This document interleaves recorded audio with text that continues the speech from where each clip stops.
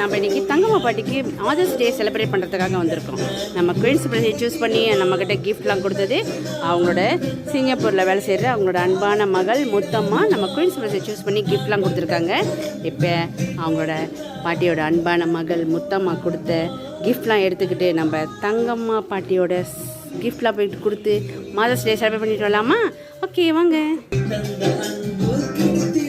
வணக்கம், அன்னையர் தின வாழ்த்துக்கள்மா.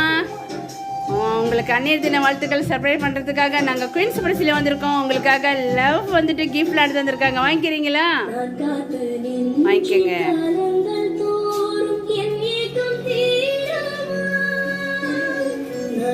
ஓகே, கிஃப்ட்லாம் வாங்கிட்டீங்க.